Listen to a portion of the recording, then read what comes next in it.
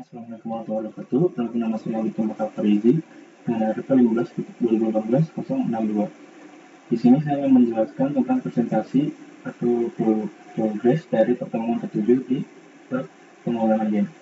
Nah, pertama di sini membuat fungsi set game, membuat fungsi load game, berbagi pemeliharaan kamera, membuat obstacle dasar, membuat efek kamera shaking, menunjukkan model 3D pada obstacle, membuat script code system, dan terakhir menggunakan boot system.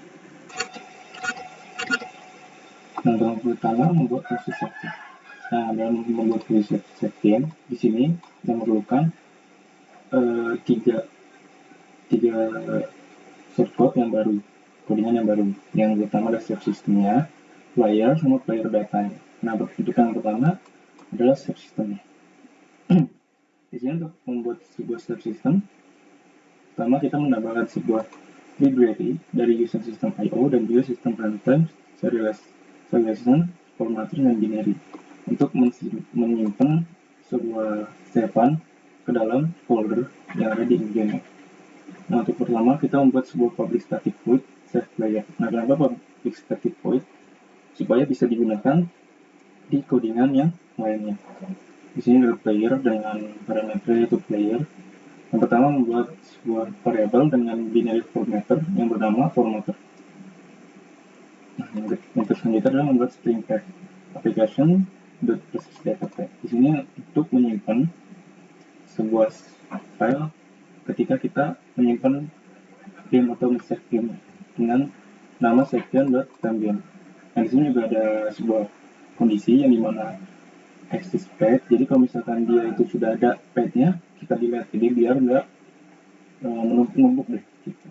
Sehingga ada juga file streamnya untuk menyimpan kalau misalkan dia tuh nggak eksis. Gitu. Jadi juga kita menyimpan file data dengan variable data dan juga formatter yang ada di formatter data dengan string close. Jadi setelah kita menyimpan, kita melakukan close-nya terhadap stringnya itu sendiri. Selanjutnya ada sebuah public static player data load player. Yang tadi adalah save player, dan juga selanjutnya ada load player. Untuk pertama saya menjelaskan tentang fungsi load save player dulu. Nah, selanjutnya untuk save sistemnya kita ada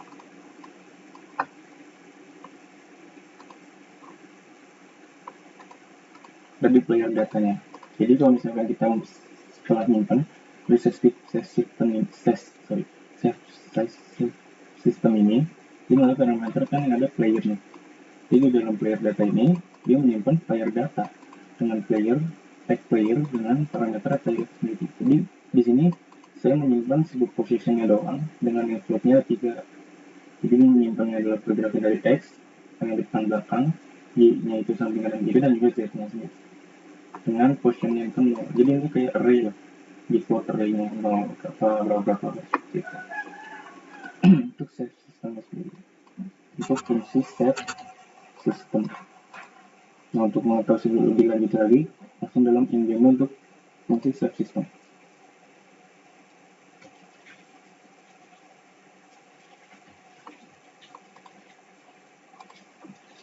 Nah, untuk save systemnya itu di sini. Misalkan kita sini, lalu kita save game. Nah, ini nanti akan menempel ke dalam folder game yang ada di file-nya game tersebut. Itu untuk fungsi dari save game. Nah, kita ada fungsi dari load game. Nah, untuk load game itu kita membuat sebuah public static lagi dalam save systemnya. Jadi untuk membuat load player-nya. Jadi kita membuat public static untuk supaya bisa digunakan dimanapun. Dengan string tag-nya application process data. Jadi dia mencari apapun namanya dengan section.timegame. Nah, misalkan dia eksis, dia akan balikan data. Atau misalkan dia ketemu nih, dia akan meload player yang ada di save game-nya itu sendiri dengan format sama aja. Tapi yang juga ada variables-nya. Ini seperti itu. Jadi kalau misalkan tidak, dia akan mendebug log error save file ditemukan. Atau misalkan kita hapus save game-nya, dia maka save game tidak akan ditemukan. Seperti itu. Dan juga untuk load-nya juga di sini ada player datanya di player. Jadi untuk membuat player ini, kita masuk ke dalam player.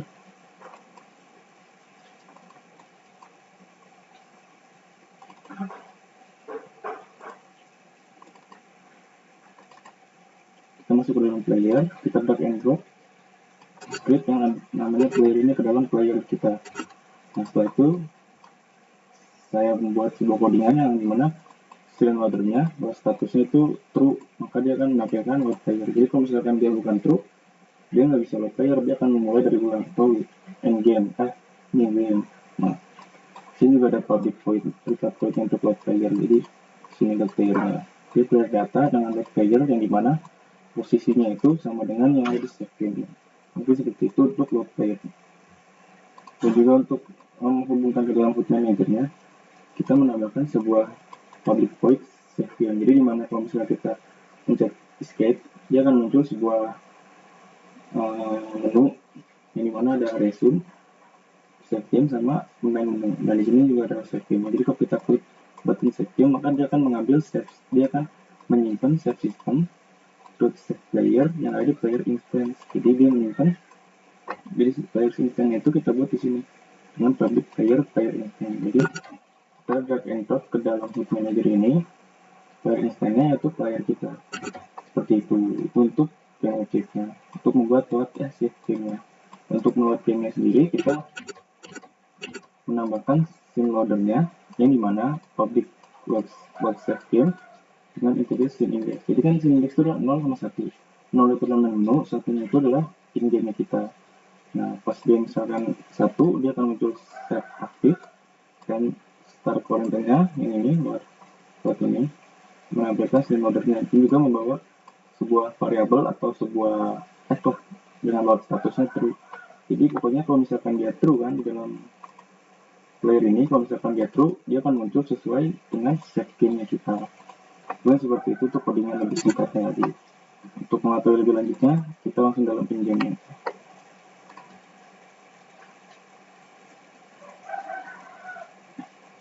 Pertama kita new game dulu. Soalnya kita jalan-jalan.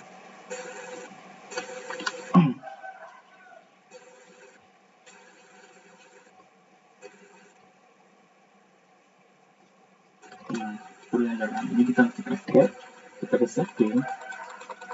Nah, karena menunya juga tidak terlalu bagus banget, kita matikan.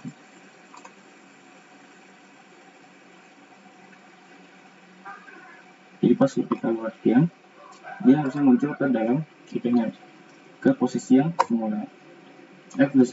Posisi yang kita load game atau save game sebelumnya.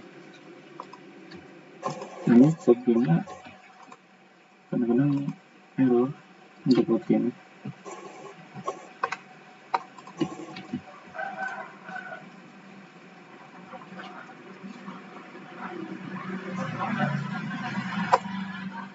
Nah, seperti ini. Ini adalah kan tadi posisinya di depan sana. Pas kita save game dia posisi sini. Jadi pas kita load dia akan muncul di posisi yang sudah di save game-nya. Itu seperti itu untuk fungsi dari save game dan load game. Nah, untuk selanjutnya membuat obstacle dasar. Dari sini juga ada obstacle dasar dari game ini atau pembuatan dari pertemuan ke-7. Nah, di sini obstacle-nya sudah menggunakan 3D object atau objek yang sudah saya buat. Itu untuk membuat obstacle dasar. Itu selanjutnya membuat model 3D pada obstacle. Nah, di sini saya membuat obstacle-nya berupa kayak bom-bom gitu. Setiap dimensi obstacle ini dia akan berkurang. Nah, mungkin seperti itu untuk membuat obstacle 3D-nya. Selanjutnya membuat health script. Nah, di sini saya sudah membuat health script-nya. Ini untuk untuk membuat sistem dari darahnya yang ada di health script. Nah, di sini. Jadi kita membuat public void, membuat variabel darah player, max darah, dan juga potion. Kenapa saya menggunakan public? Karena supaya bisa diubah di dalam in-game-nya. Ini juga ada text armor-nya untuk mengetahui armor, dan juga game object armor, dan juga max armor. Nah, ini set awal dari game ini, saya memberi darah player itu adalah 10, dan max armornya adalah 100. Darah player ada 100. Nah, di sini juga ada on trigger, collider, order. Ini order. Jadi kalau misalkan setiap dia menyentuh atau on trigger, setiap dia menyentuh, dia men-trigger sebuah collider dengan parameter order, maka dia menimbulkan beberapa kondisi. Jadi kalau misalkan jika text armornya lebih besar daripada 0, ini saya buat armornya. Nah, jika juga order dengan tag-nya adalah obstacle, maka text armornya berkurang 30. Jadi setiap kita nyentuh kurang. Jadi kalau misalkan menyentuh kurang. Nah, gitu. Ini juga untuk tag order musuhnya dan juga fire, ada obstacle fire. Gitu. Jadi kalau ini kan ada else juga. Jadi kalau misalkan armornya masih 100 atau masih di atas 0, maka dia akan terus mengenai armornya. Jadi kalau misalkan armornya itu ada 0 atau di bawah 0, maka akan akan berkurang darah playernya. Seperti ini. Jadi kalau setiap dia mengenai sebuah tag yang nama obstacle, maka dikurang 30. Dan juga tag bernama fire, dia akan berkurang 10.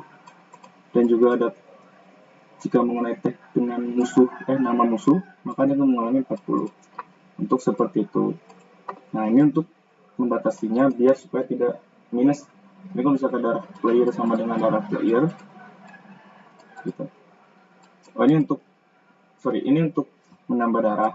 Jadi kalau misalkan dia terkena tag potion, maka darah player itu akan nambah tergantung dari potionnya. Misalnya potion 1 nih, dia nambahnya 30. Nah, gitu. Ini untuk mengkurensi atau membatasi dari darah player ke max darah. Jadi kalau misalkan darah player itu lebih besar daripada max darah, maka dia akan balikin lagi nilai dari darah player ke dalam max darahnya. Misalkan max darah 100, terus kita nambah terus, kan bisa lebih dari 100, maka kita balikin ke nilai max darahnya. Jadi seperti itu. Itu untuk script health system ya.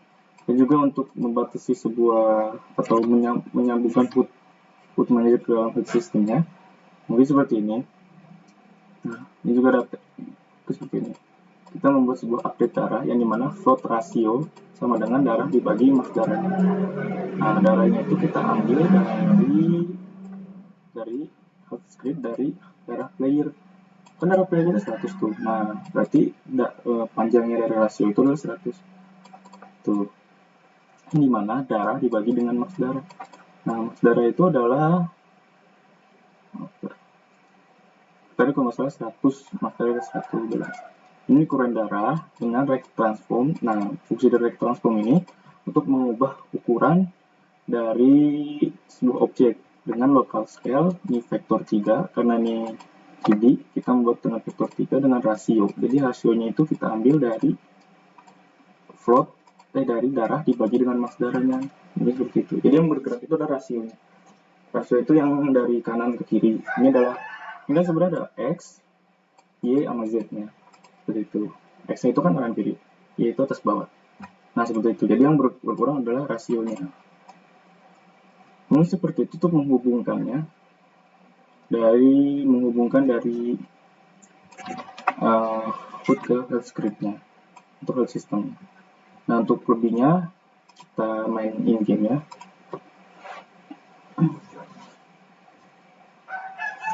Nah, dari awal.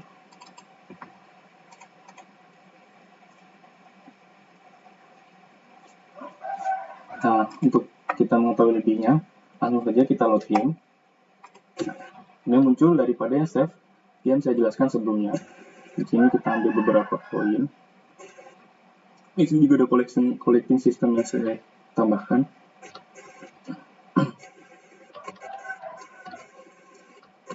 Nah, ini kan tag-nya untuk enemy itu musuh. Jadi kalau kita menang musuh, dari 100 itu akan berkurang 40, jadi sisa 60.